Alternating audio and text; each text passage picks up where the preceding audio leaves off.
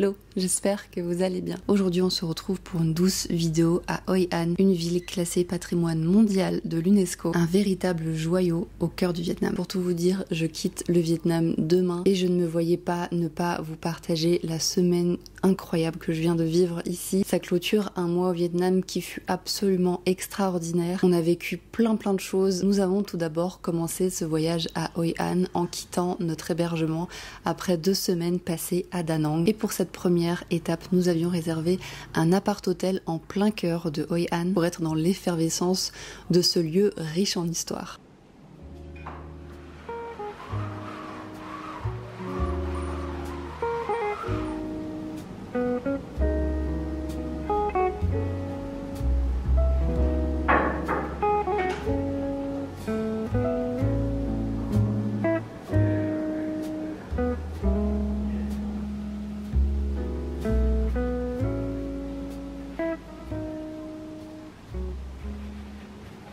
Nous sommes le 2e jour, et ce matin-là, j'ai décidé de me réveiller particulièrement tôt afin de profiter de Hoi An vide de ses touristes.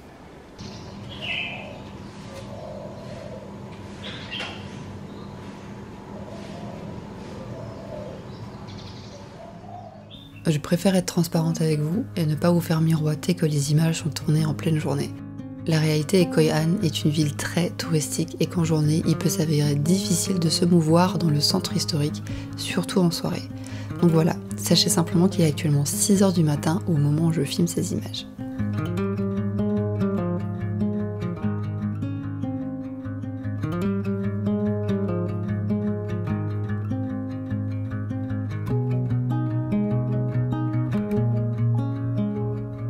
Cette ville nous offre un véritable plongeon dans le passé. Je ne peux m'empêcher de me dire que ça devait être merveilleux avant que la modernité de notre siècle s'installe. Pour vous donner une définition, Hoi An signifie lieu de réunion paisible. Ce fut un port commerçant majeur entre le 15e et le 19e siècle, où se croisaient marchands vietnamiens, chinois, japonais et d'autres encore.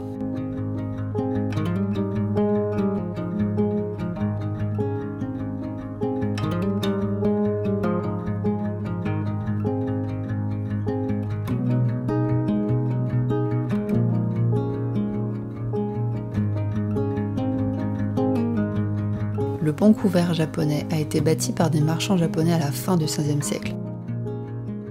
Selon la croyance, il repose sur le dos d'un dragon géant nommé Namazu, dont la tête est au Japon et la queue en Inde. Les tremblements de terre survenaient quand l'animal bougeait. Le pont, construit pile sur le dos du monstre, aurait pour mission de le maintenir immobile et ainsi protéger Hoi An des catastrophes naturelles. Une belle métaphore pour une ville paisible qui a résisté au temps et aux secousses de l'histoire.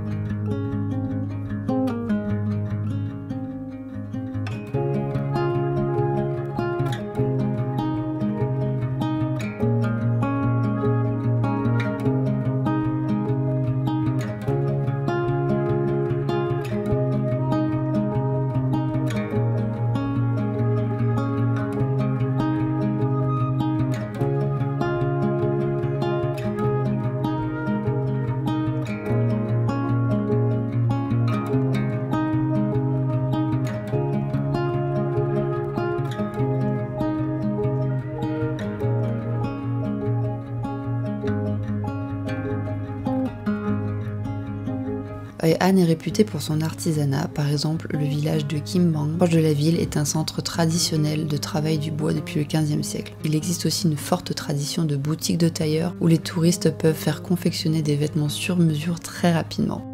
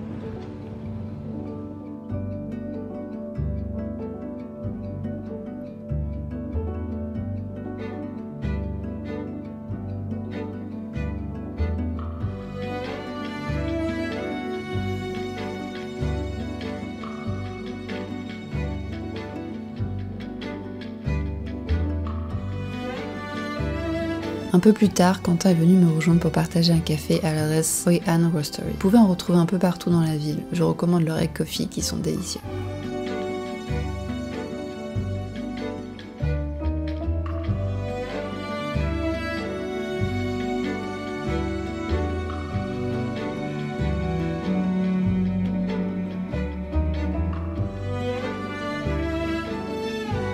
La nuit tombée, la ville nous offre un nouveau visage. Les lanternes de soie colorées deviennent vos guides dans la foule animée.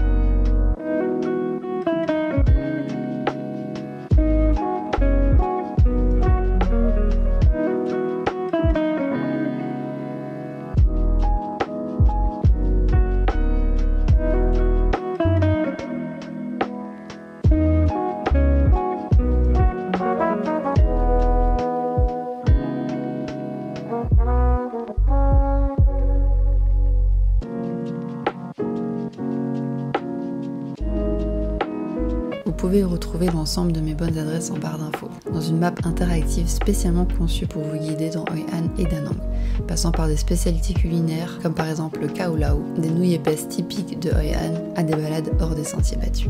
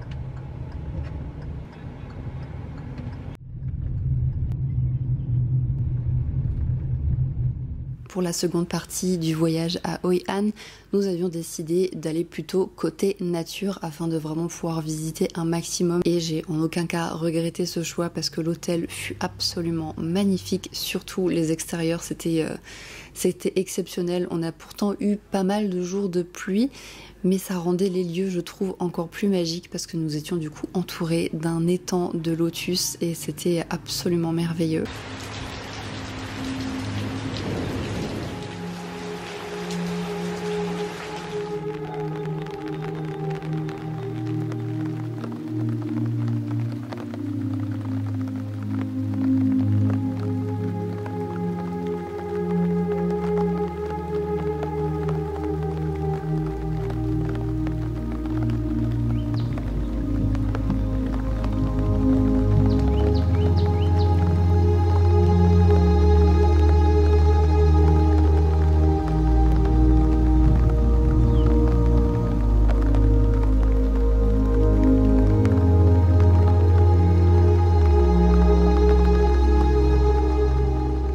C'est un hôtel qui porte effectivement très bien son nom, Zen Retreat, parce qu'on a vraiment le sentiment de faire une petite retraite spirituelle. Et ce qui était vraiment pratique, c'était que l'hôtel avait énormément de vélos gratuits à disposition. Ça a vraiment simplifié la visite des alentours parce qu'on a pu du coup vaquer à nos envies et juste se balader, se perdre un petit peu entre les ruelles, s'approcher des rizières, des rivières. Faire du vélo dans cet endroit, c'était exceptionnel.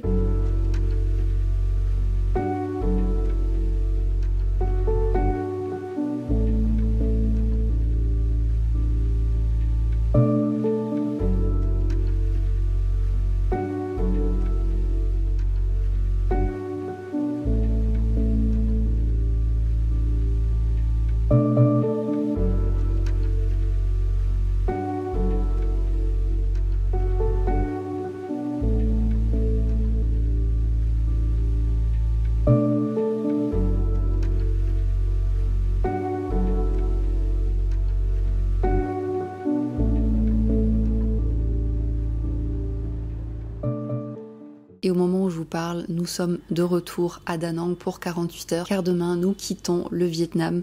Nous prenons un vol international vers un nouveau pays d'Asie, mais cette fois-ci, vous allez voir, ça va être un peu différent parce qu'on va visiter l'Asie centrale. Ça va être une première pour moi, donc une première sur cette chaîne YouTube. J'ai tellement, mais tellement hâte de vous partager ça et je suis à la fois excitée et un peu stressée. J'avoue que ça fait longtemps que j'avais pas ressenti ça avant de partir découvrir un nouveau pays. On s'est normalement préparé, je pense, bien comme il faut. Ça vous laisse quand même quelques indices de là où on va aller. En tout cas, si ces vidéos au Vietnam vous ont plu et si vous êtes curieux de voir la suite, n'hésitez surtout pas à vous abonner, ça me soutient énormément. Je vous dis à très bientôt. Des gros bisous, ciao!